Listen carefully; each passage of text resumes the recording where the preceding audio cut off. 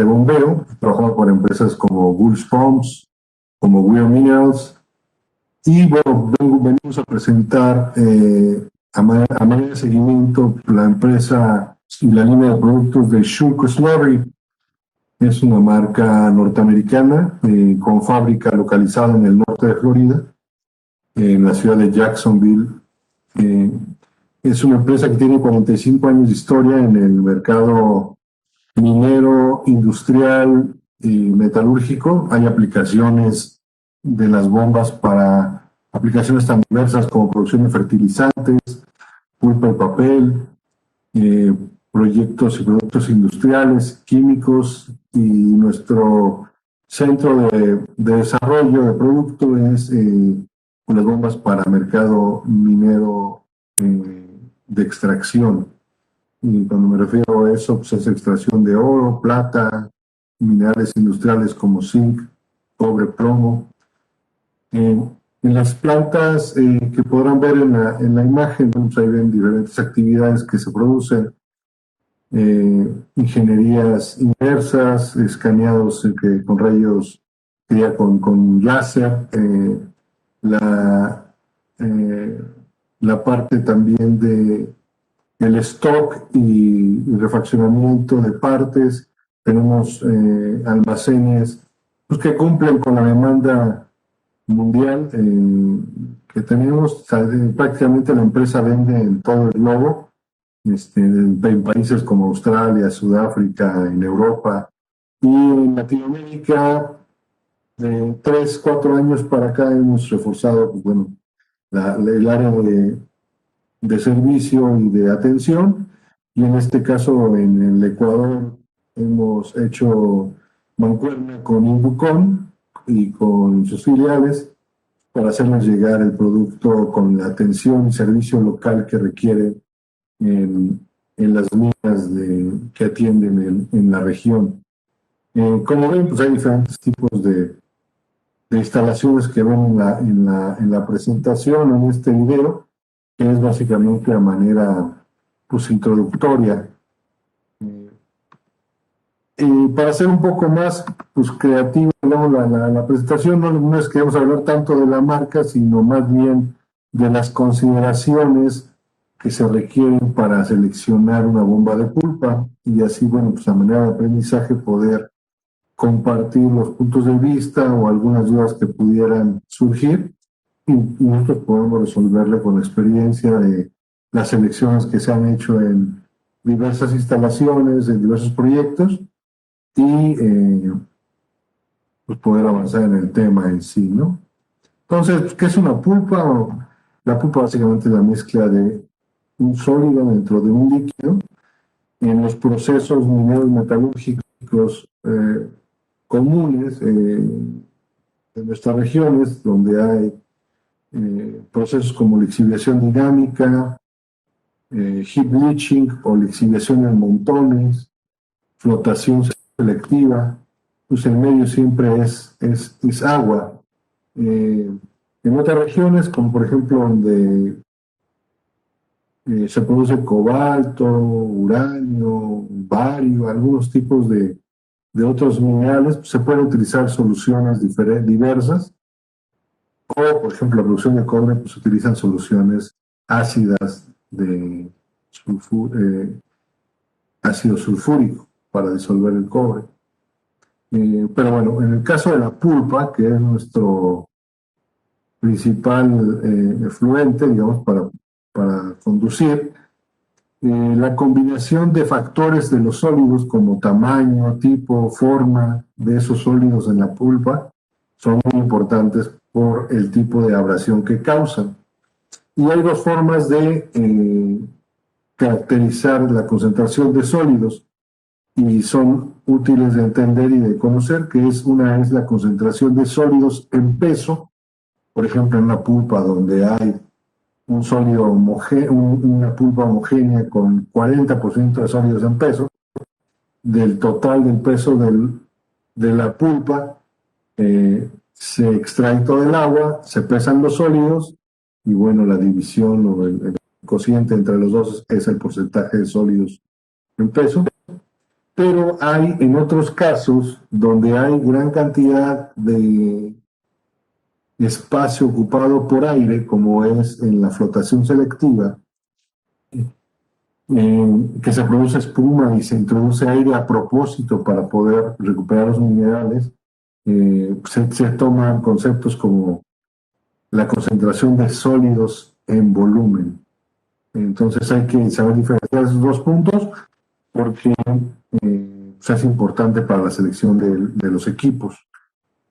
Quizá algunos de ustedes, conociendo el tema de selección y de pulpas y deslores, hayan visto este nomograma, que es básicamente un método gráfico para correlacionar y extrapolar valores de porcentaje de sólidos en peso, gravedad específico de los sólidos, que básicamente la densidad del mineral que se está conduciendo dentro de la pulpa, y que tiene una resultante que es importante conocer para la selección de las bombas, que es la gravedad específica de la pulpa. Este factor operativamente se determina por medio de pesas o de pesaje in situ, por ejemplo, debajo del molino de bolas, donde cae en un cajón. Es muy constante la toma de medición de la gravedad específica de la pulpa. Esto tiene una razón específica dentro del proceso de recuperación de los metales, y por ende pues es importante conocerlo. En nuestro caso, para las bombas es importante conocer la gravedad específica de la pulpa porque nos indica, pues primero, el flujo másico, la cantidad de masa que está conduciendo la bomba. Por ejemplo, si sube la cantidad de sólidos dentro de esa pulpa, va a haber más requerimiento de potencia, y bueno, pues el motor normalmente está determinado o diseñado para puntos operativos, y entonces en el proceso específico lo que sucede es que pues, se tiene que acelerar la bomba o se tiene que desacelerar por medio de un variador de frecuencia, por ejemplo, ¿no? Que controla el motor y reduce la velocidad. Entonces estos conceptos de el porcentaje de sólidos en peso, gravedad específica de sólidos, que conllevan e impactan en el proceso, como la gravedad específica de la pulpa, pues son importantes entenderlos y tenerlos presentes. Son importantes todos para el proceso, y más aún para el desgaste de la bomba y el consumo de energía del equipo. Las bombas de solución normalmente tienen un tipo álave o venas de los impulsores rectas, o sea que están a 90 grados contra el plato que soporta estos álaves. En caso de las bombas para manejo de pulpa, tienen una rampa con un ángulo de subida desde el plato base hasta, pues digamos, la punta del álave, ¿no? Esto es para darle un recorrido desde el ingreso de la pulpa al centro del impulsor hacia el álave, porque en realidad el camino que sigue los sólidos pues recorren todo el largo del álave, y habiendo esta rampa pues facilita el paso y evita, digamos, un choque a 90 grados en esta zona o región que causaría un desgaste pues excesivo, ¿no? Entonces, si comparamos una bomba de proceso de agua, de soluciones, de ácidos, sin sólidos o con poca cantidad de sólidos, hasta 5% de sólidos, pues verán que pueden utilizar impulsores de este tipo, donde el álave es perpendicular al plato que lo sostiene, donde los pasos de interálaves son estrechos, y en el lado derecho ven un impulsor para el manejo de pulpa, donde hay este escalón o esta plataforma de subida al álave, donde hay un ojo de de succión, porque aquí en este punto exactamente en el centro succiona la bomba y distribuye hacia las venas de los álabes el sólido de la pulpa, y pues verán que efectivamente el impulsor de pulpa pues, es mucho más robusto, con partes más gruesas, justamente para poder llevar a cabo el proceso de transporte, y hay una abrasión pues, inmersa en ese proceso por los sólidos contenidos en la pulpa. Normalmente el impulsor más estándar en los casos de bombeo de pulpa tienen 5 álabes. Sin embargo, para la conducción de grava, de sólidos grandes, pues se reducen el número de álabes en el impulsor. Inclusive seguramente muchos de ustedes conocen los impulsores recesados, donde en realidad no hay un contacto de la pulpa con el impulsor en sí, sino que se genera un vórtex de vacío que conduce esa pulpa, ¿no?, a través de la bomba sin tocar los álabes del impulsor.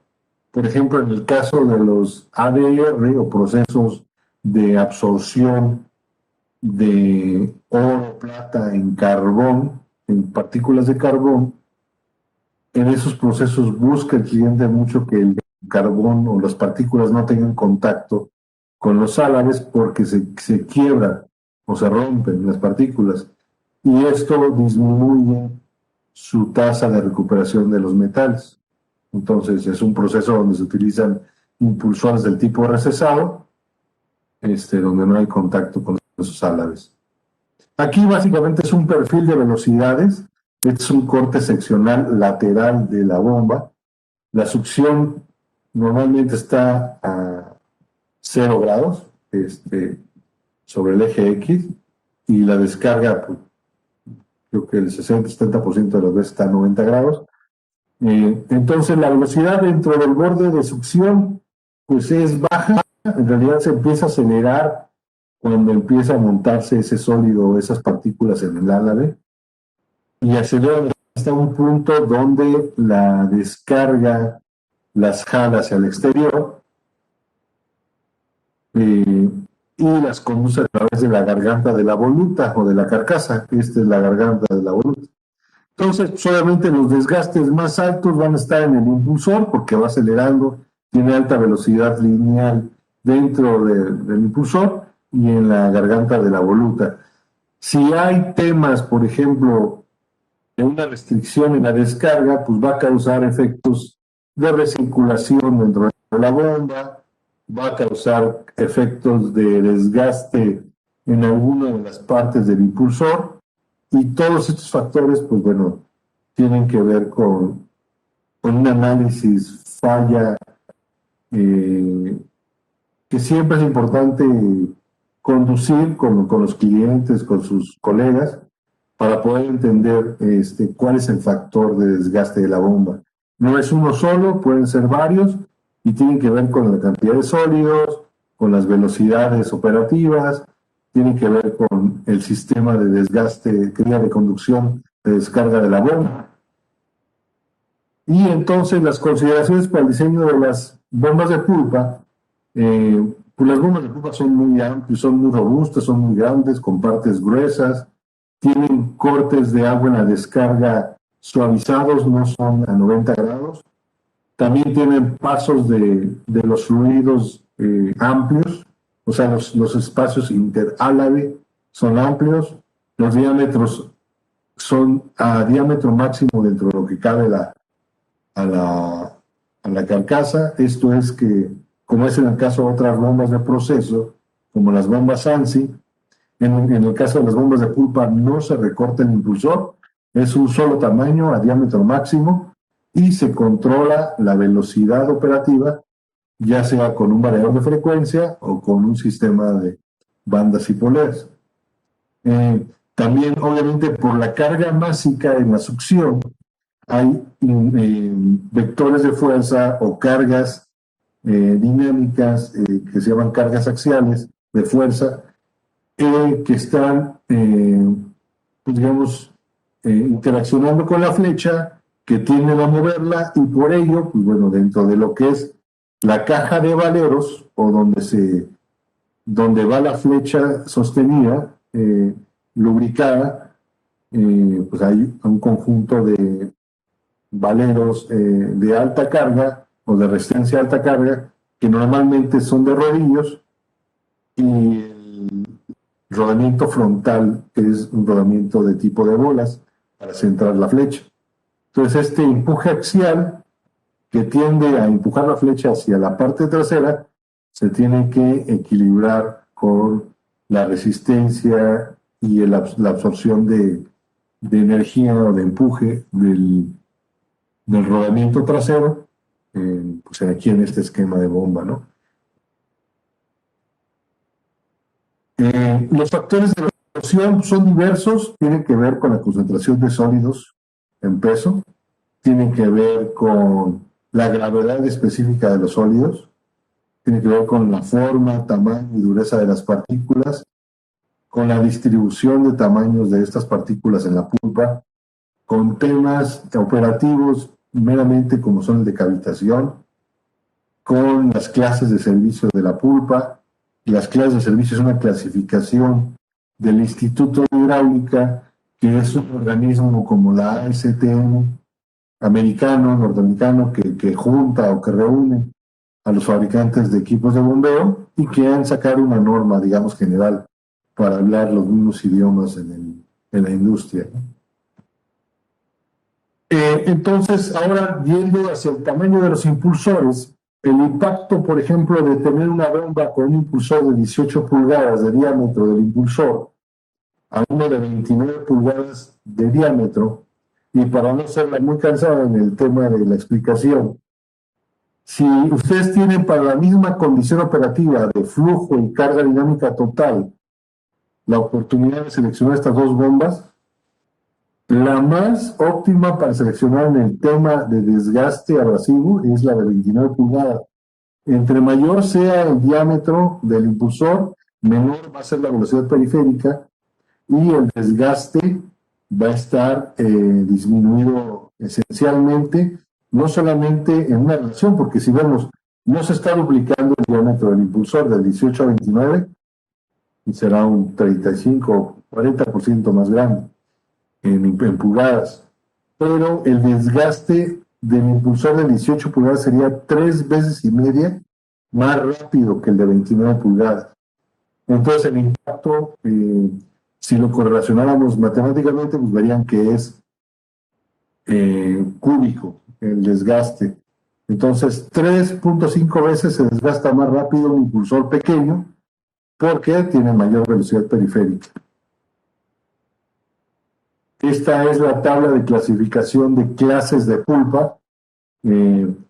Normalmente en los procesos de bajo molino o de circuito de molienda estaríamos hablando de una pulpa clase 4, donde, como ven, pues bueno, reúne una gran cantidad de familias de gravedades específicas y de tamaños de partículas. Conforme va decreciendo la clase, digamos, de la pulpa, va disminuyendo la cantidad de sólidos en peso, y también va disminuyendo el impacto de la gravedad específica de ese tipo de sólidos. Entonces, la clase 1 se puede denominar como que es de agua conduciendo alguna cantidad de sólidos, ya sea en suspensión o en transporte. La clase 2, por ejemplo, es para alimentación de filtros prensa. La clase 3, lo que son tailings o relaves o colas, lo que se conduce a la presa de relaves. Y la clase 4 está dentro de la planta de proceso, posteriormente al proceso de molienda. Voy a pasar a esta otra diapositiva, que básicamente es dentro de una norma STM que estandariza y compara, en este caso, el parámetro de dureza, comparando, por ejemplo, un concentrado de cobre.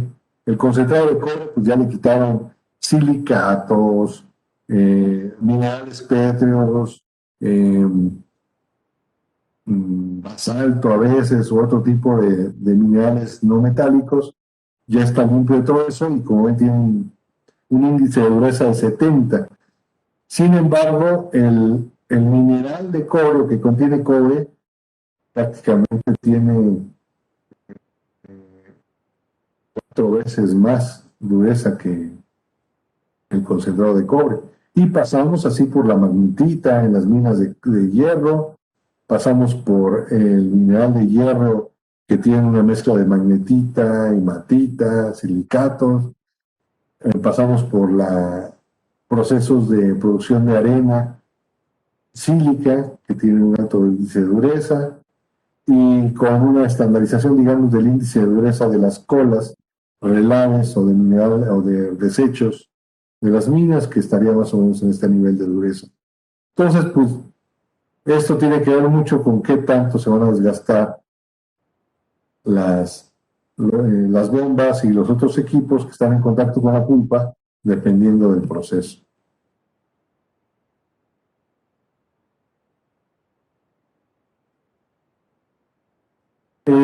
Esto es una gráfica que básicamente ejemplifica cómo se determina el tamaño promedio de la partícula.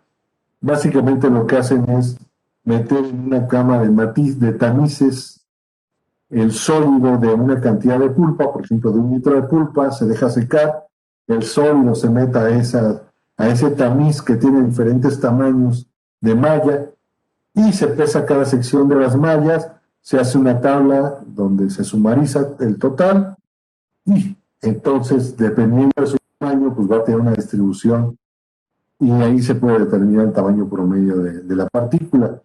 Se los muestro porque es importante, bueno, que el concepto de D50 es el que se utiliza pues, más comúnmente dentro del lenguaje de los procesos mineros metalúrgicos.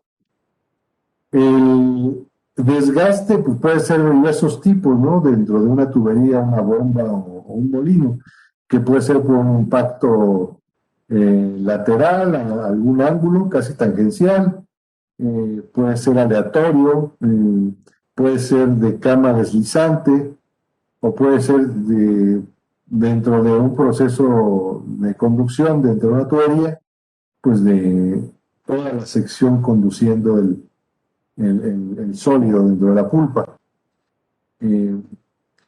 Nosotros tomamos todos estos factores que hemos hablado para determinar qué material es el que se utiliza para los liners, que son partes de desgaste que recubren del interior de la bomba, ¿no?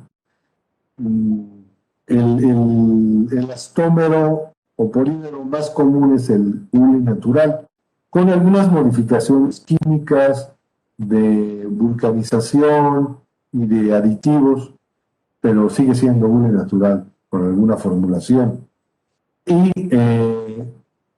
también elastómeros sintéticos como el neopreno, el Hypalon, el Vitón, que dependiendo de su grado químico, de su contenido de ácidos o de electrolitos, pues bueno, puede seleccionarse este tipo de elastómeros no naturales, ¿no? Sino sintéticos. El hule natural, como les comento, seguramente por los procesos que sé que tienen en Ecuador, el 70% de las bombas, si no es que más, van a utilizar liners en hule natural. La minería en Ecuador no es muy diferente que la de toda Latinoamérica, inclusive es muy parecida a la de México, donde tenemos, bueno, yacimientos que tienen que llegar por mina subterránea, que tienen gran cantidad de silicatos, de material muy abrasivo, y entonces el hilo natural pues, provee, digamos, un material resistente con diferentes opciones de dureza superficial, dependiendo del índice de dureza del mineral, donde la operación pues, puede ir hasta 68 grados centígrados, donde puede, bueno, conducir sin desgastarse excesivamente químicos como algunos ácidos, bases, cianuro de sodio, que es lo que se utiliza más comúnmente en la lixiviación del oro, de minerales con oro y plata. Sin embargo, el luz natural no es bueno para interaccionar con hidrocarburos porque se disuelve y pierde sus propiedades. También tiene limitaciones acerca de la velocidad con la que las partes, como es el impulsor, que tiene una matriz metálica, pero está recubierto por medio de sinterizado a alta temperatura y presión, así se fabrican los impulsores, tiene limitaciones en la velocidad de operación. Entonces, para altas cargas de descarga de la bomba, donde se requieren altas velocidades, un impulsor en luz natural seguramente no va a ser adecuado. Se pueden ir a otros polímeros como el neopreno, que tienen características diferentes, mayor aceptabilidad en la temperatura, mayor velocidad periférica, de velocidad del impulsor, mayor dureza superficial. El poliuretano, igual continuando con el tema, mayor dureza superficial y mayor velocidad periférica. Y si comparamos, digamos, gráficamente lo que son los hules, poliuretanos, teflón, iríamos en el hule, pues que identificamos cosas como una liga elástica, ¿no? De la papelería, de las que utilizamos, el nivel de dureza pues estaría en referencia de 30, en esta escala Shore A, que es una escala de dureza. Las llantas del automóvil que utilizamos más o menos están en un Shore A 60, y los hules de proceso pues, estarían entre el 60 y el 80%, más o menos en esta zona.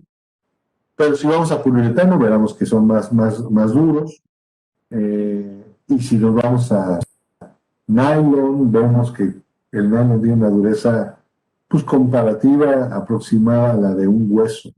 Entonces, yendo de un elastómero natural, que son los hules, hasta nylon, que son sintéticos, pues tenemos una gama de materiales elastoméricos para proponer y para recubrir las partes de desgaste.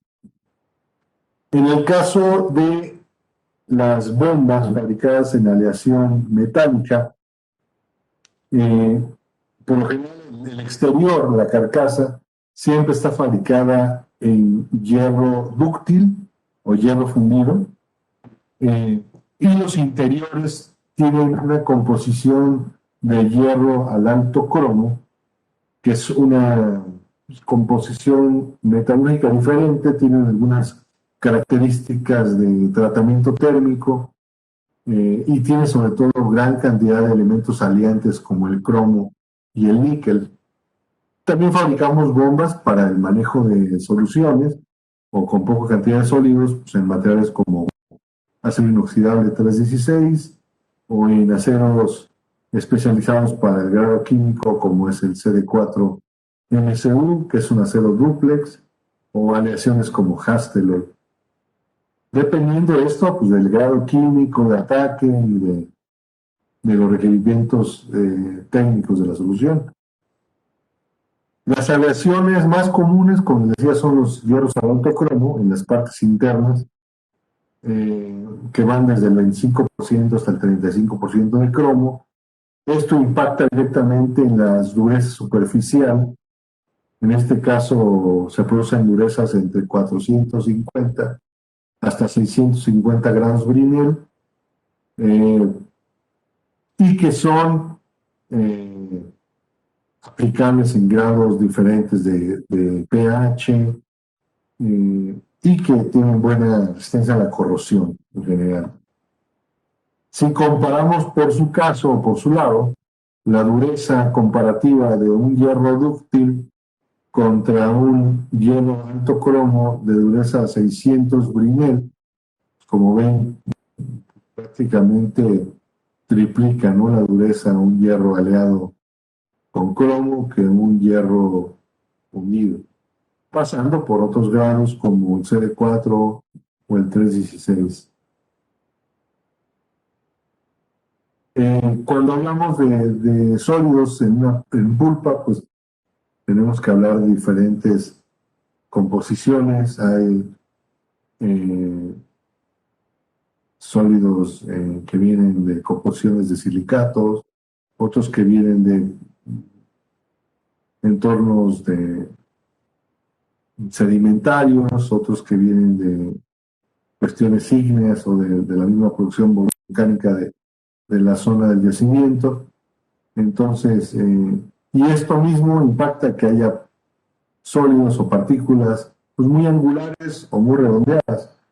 Entonces es una diversidad de tamaños de partículas que todas impactan de alguna u otra forma en el desgaste de las bombas. Esto me lo voy a saltar, pero básicamente lo que les quiero mostrar aquí, esta parte se llama un buje de garganta, que básicamente es como la parte de la sección de la succión que protege el tubo de succión de la bomba. Y aquí, como ven, pues tiene un desgaste. Esto era recto inicialmente, y aquí se fueron desgastando en secciones pues, muy evidentes, ¿no? Esto tiene que ver con condiciones específicas de la operación de la bomba, y básicamente aquí, para resumir, estaba operando muy enfrente o muy arriba de su capacidad, o sea, de su mejor punto de eficiencia de la bomba, que está marcado por esta curva. Entonces, seguramente por alguna razón tuvieron que aumentar el flujo, aumentaron la velocidad de la bomba y bueno, se fue a un punto de mejor eficiencia mucho más alto, pero sí tiene un impacto eso en el desgaste. Las bombas normalmente de pulpa están pues predispuestas o hidráulicamente diseñadas para operar a más menos 5 del mejor punto de eficiencia hasta más menos 15, pero siempre buscando la región abajo del mejor punto de eficiencia y no sobrepasando el 5% del mejor punto de eficiencia. En este caso, pues, seguramente se fue al 15-20% más arriba del punto de eficiencia, y aunado a que las partículas pues, eran muy grandes, aquí el tamaño de partícula era de 800 micras, que tenían partículas angulares, o sea, que tenían partículas muy filosas, pues causó la distribución del desgaste en estas líneas de desgaste. Y aquí es el caso de un impulsor. Este es el dibujo del impulsor. Las líneas negras muestran las zonas de desgaste más, pues digamos, más comunes en este caso específico. Como ven, es cerca del centro de succión y en la parte trasera de los álabes. Entonces aquí ven cómo se fue, digamos, incrustando el flujo de la pulpa abajo del álave y cómo causó los desgastes. Y esto también tenía una explicación, digamos, operativa. Pero bueno, esos son temas que se van especializando con el uso y la aplicación de los principios hidráulicos en el análisis operativo de las bombas.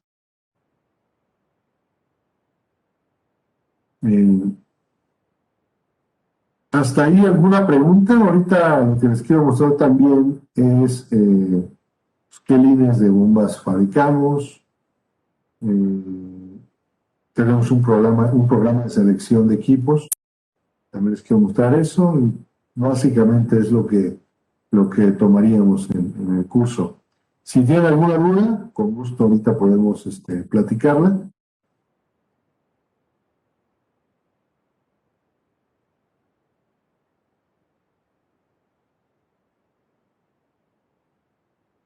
¿Sí me escuchan? Ahorita sí. Sí, Arturo, sí.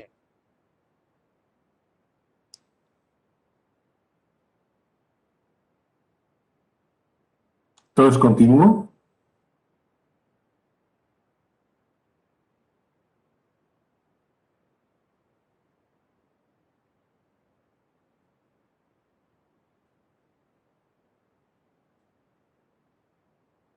Bueno, voy a continuar. Nosotros fabricamos bombas de tipo horizontal y verticalizadas.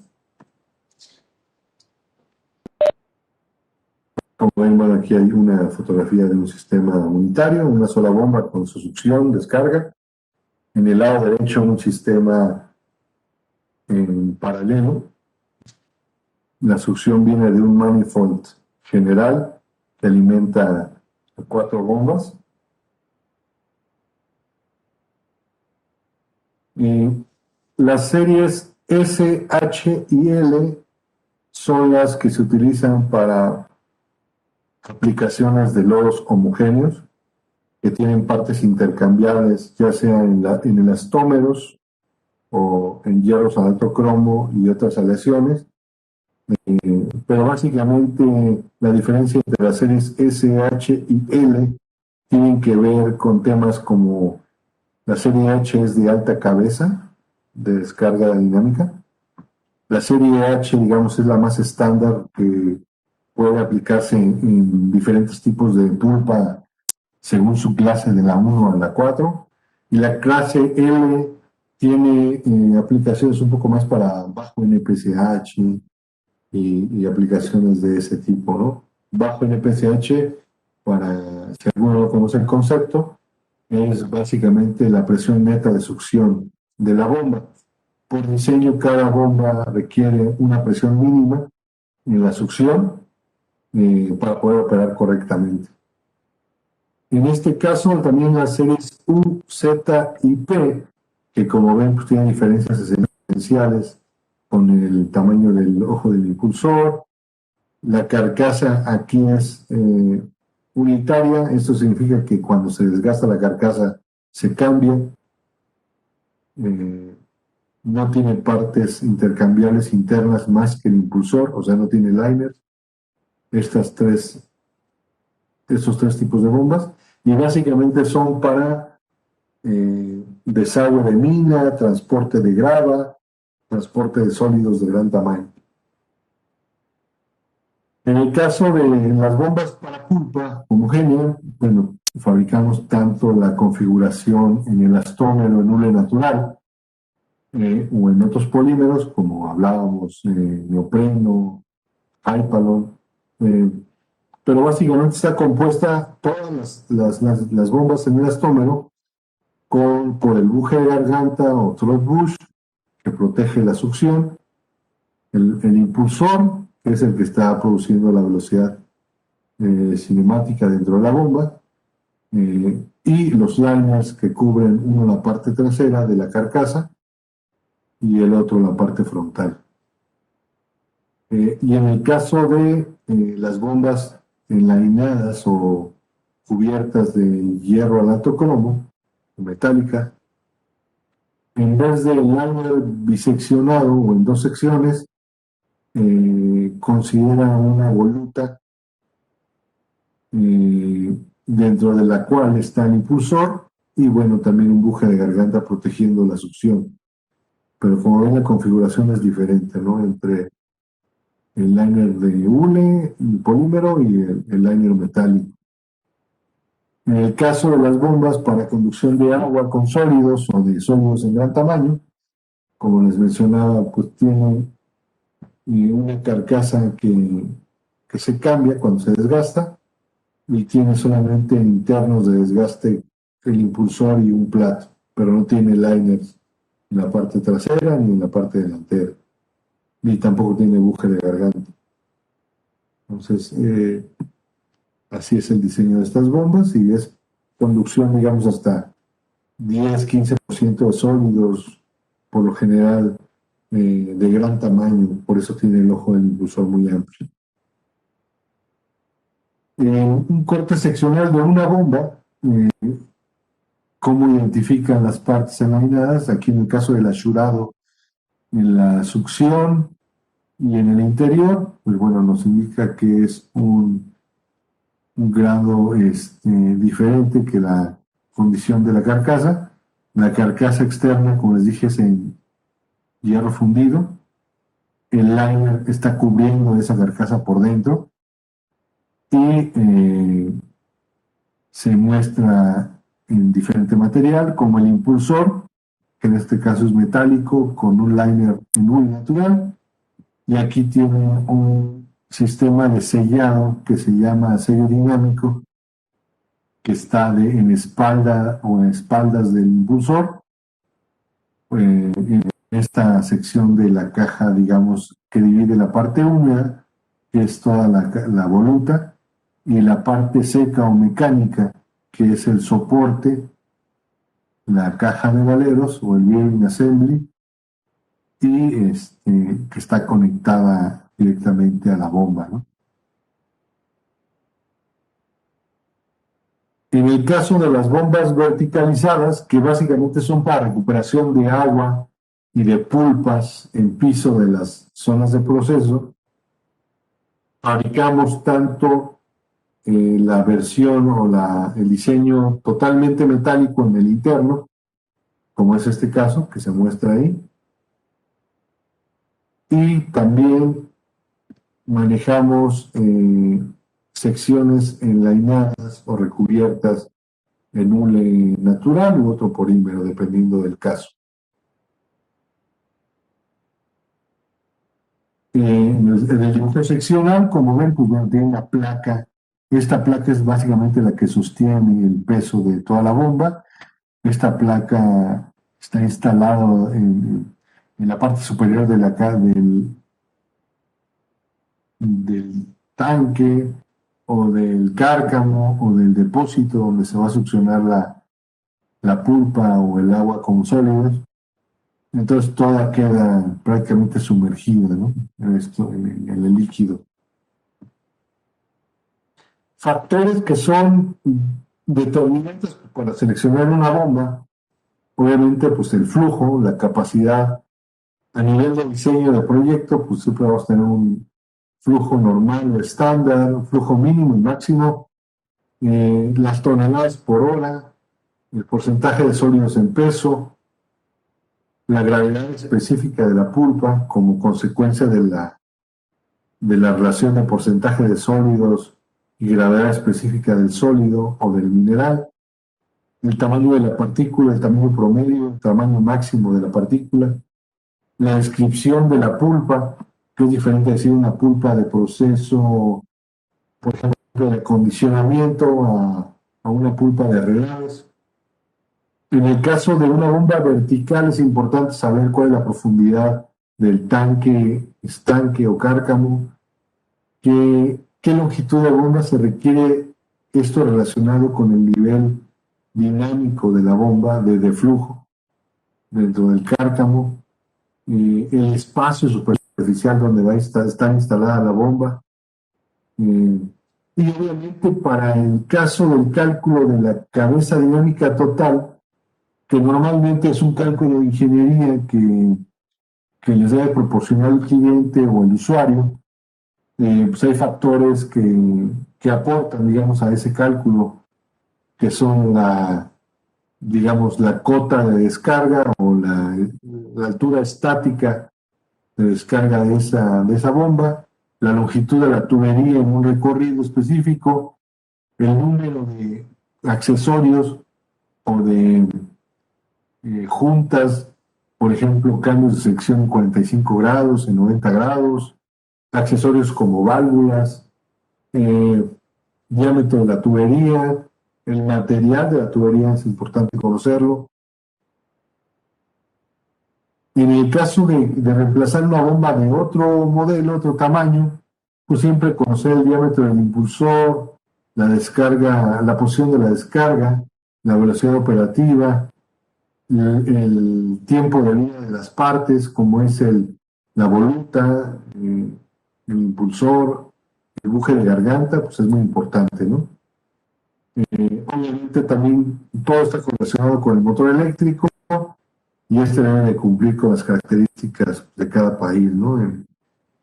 Pero no tengo entendido que ustedes son también 60 Hz y que operan con ese voltaje, ¿no?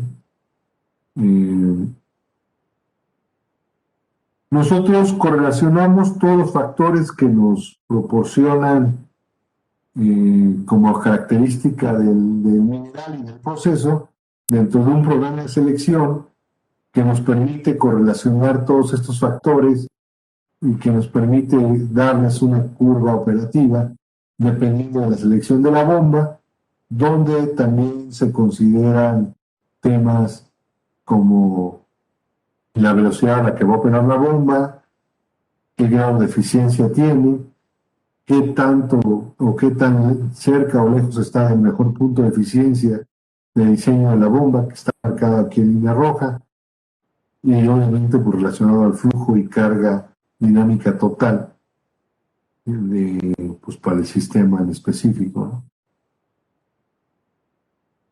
Nosotros, adicionalmente a fabricar bombas paquetizadas, completas, fabricamos partes pues con las formulaciones de materiales y con la calidad de producción de las bombas de línea. Fabricamos impulsores, expellers o sellos dinámicos, liners, partes mecánicas como flechas, mangas, ensambles de valeros para las bombas de la marca Worman, Worman AH, LMHH, SP, SPR y esto. Esto significa que nos podemos proporcionar con la misma calidad de producción, que es al 100% norteamericana, fabricada en Florida, con niveles de inspección pues, de alta calidad, pues, partes para todas estas familias de bombas, desde pulgada y media hasta 20 por 18 pulgadas, en el caso de la familia Worman AH, en el caso de la L y M hasta tamaños de 24 pulgadas, en la bomba de alta carga o HH hasta 6 pulgadas, en las bombas para grava hasta 14 pulgadas y una línea de bombas verticales de Worman llamada SP y SPR hasta bombas de 10 pulgadas de descarga. Entonces, pues, la empresa tiene la experiencia, pues bueno, que ha ido adquiriendo con los casos y los proyectos que ha tenido en este tiempo. Tiene la capacidad fabril instalada en Estados Unidos, con pues, técnicos, ingenieros, y con una gran capacidad de respuesta rápida en el suministro de partes. También la parte de ingeniería, dibujos, ingenierías inversas es muy fuerte.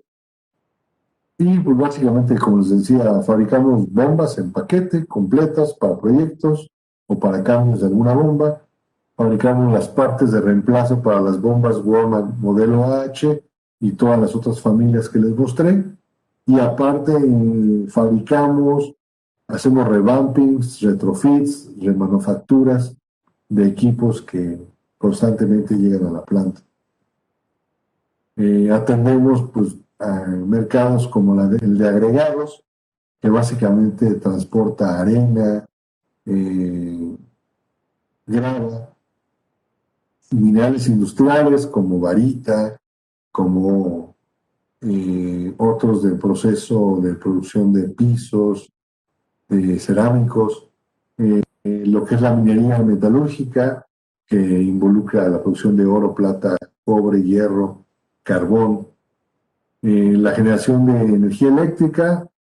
Hay procesos de carboeléctricas donde producen un efluente altamente abrasivo y hay una aplicación para nuestras bombas.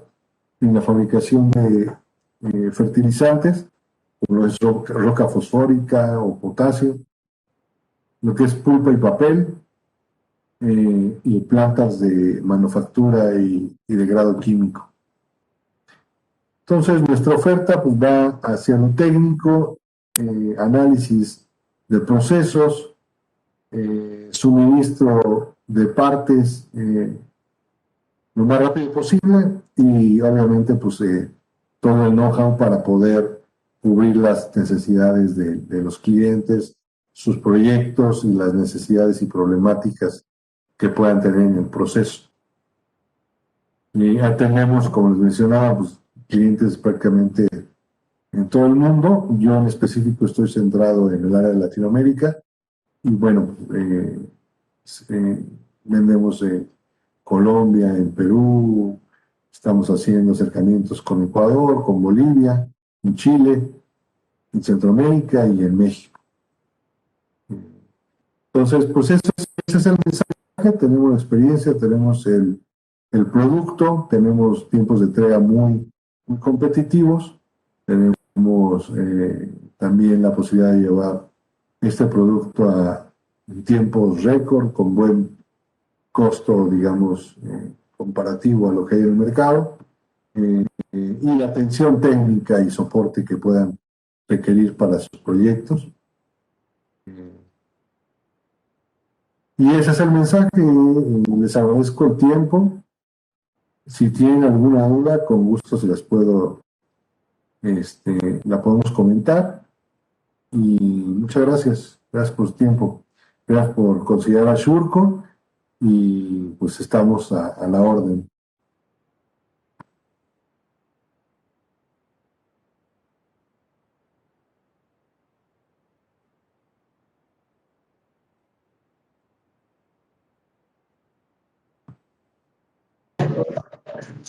Hola, una consulta.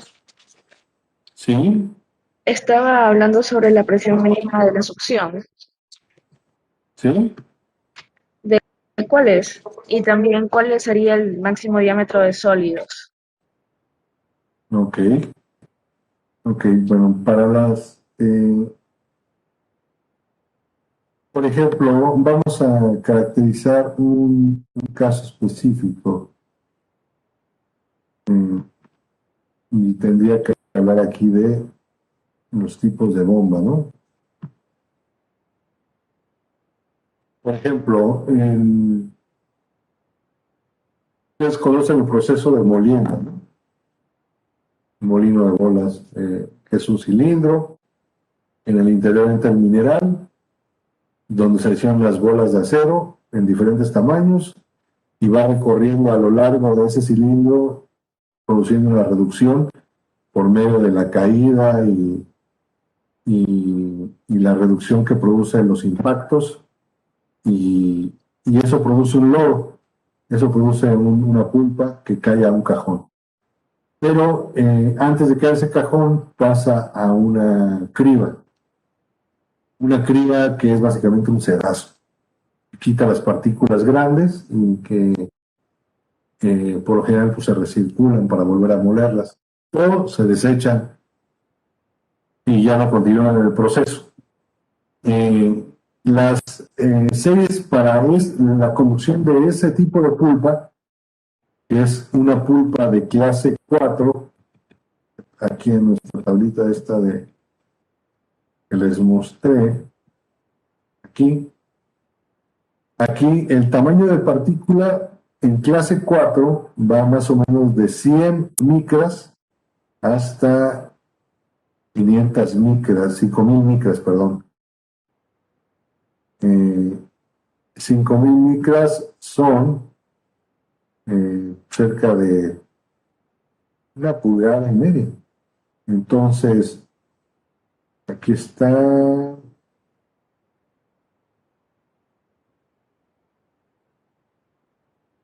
Entonces, estas bombas, más o menos hasta pulgada, pulgada y media, podrían darse sin una afectación mayor.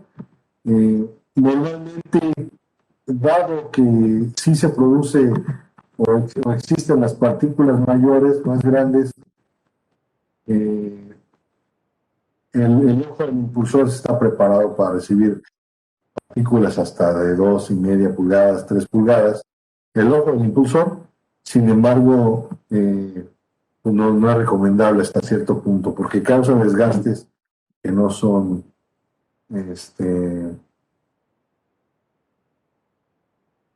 o sea, que son muy rápidos, ¿no? Para la bomba. Entonces, en el proceso, por ejemplo, de conducción de agua, con sólidos de gran tamaño, ya el proceso pues, es diferente. Ahí sí el ojo del impulsor puede llegar hasta 3, 4 pulgadas. Y como tiene una carcasa en hierro alto cromo en su totalidad, pues no tiene afectación, digamos, en un liner de hule natural o en alguna parte que se pueda hallar en el interior. Entonces, pues varía mucho la aplicación, varía mucho las condiciones del proceso, pero hay partículas de hasta 2 o 3 pulgadas que pueden ser admitidas en algunos de estos casos, ¿no? Eso es lo primero. Y lo del NPCH depende de la hidráulica, mucho de la bomba. Y eso es un tema de selección que les puedo mostrar aquí.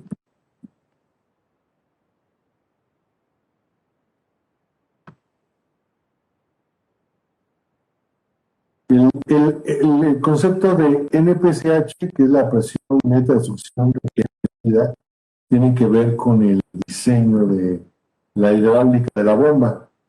Y esto es, por ejemplo, cómo correlaciona la presión del interno de la carcasa, y otros factores. Por ejemplo, aquí hablamos de una pulpa, un proceso donde estamos transportando 480 metros cúbicos por hora, con una cabeza dinámica total de 31 metros, con una presión neta de succión disponible de 9 metros, 9,1 metros, y el resultante de correlacionar flujo, carga y las condiciones de la pulpa nos requiere un NPCH de 5,72 metros. Normalmente tiene que ser por lo menos el 20 o 30% mayor el disponible que el requerido. El disponible tiene que ver con la altura desde donde se succiona la bomba. Por ejemplo, en un tanque, el espejo de succión de la pulpa, la altura física del tanque. Inclusive hay unos casos donde el NPCH disponible del sistema, o sea, la instalación, es muy bajo y el NPCH requerido está muy, muy cerca. Entonces se pueden hacer cosas como aumentar la altura física del espejo de la pulpa para darle más altura. Se puede inclusive pues incrementar la altura estática de ese tanque, pues crear una estructura más alta para proporcionar esa presión de succión requerida. Pero entonces, ya resumiendo, cada bomba, dependiendo de sus relaciones flujo, carga y los factores del sólido, van a dar como resultante un NPCH o succión requerida. Ese es el mensaje técnico, ¿no? No sé si haya sido claro. Sí, muchas gracias. Gracias.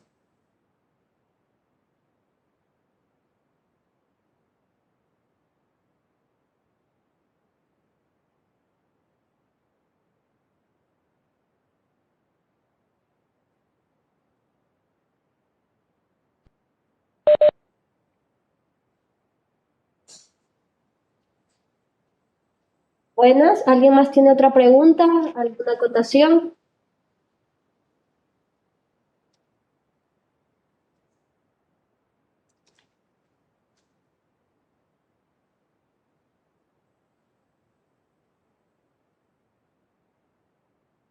Ingeniero, en todo caso ya puede continuar. Me parece que está todo claro y podemos continuar con la presentación. Pues, bueno, básicamente ahí habíamos terminado ya, no quería hacerla muy rápida, más o menos duró una hora. Básicamente, bueno, ahorita por ejemplo, creo que hay 33 personas conectadas, o había 33 personas conectadas, todos participan en el equipo de Inducom, o también hay clientes de su grupo. Están tanto nuestros clientes como personal interno de la compañía. Ok, muy bien. Bueno, para los clientes y enfocado a ellos, buscamos llegar con los ingenieros de Inducom pues a los casos técnicos, a poder compilar información. Ustedes pueden tener seguridad de que ellos van a estar siendo apoyados pues, por la empresa, por nosotros, para poder identificar esos factores de mejora del proceso. Tenemos pues, la experiencia del producto, el tiempo de entrega, y somos muy competitivos en el mercado para poder ofrecer a través de Inducom en el Ecuador soluciones, servicio y atención. Yo también en su momento pronto voy a estar allá visitando con los ingenieros de Inducom algunas unidades. Y bueno, pues tienen todo nuestro apoyo y les agradezco mucho su tiempo para haber dedicado estos minutos a conocernos y les agradezco las preguntas también que hayan hecho. Cualquier duda a través de Inducom, ellos nos harán llegar y podremos atender su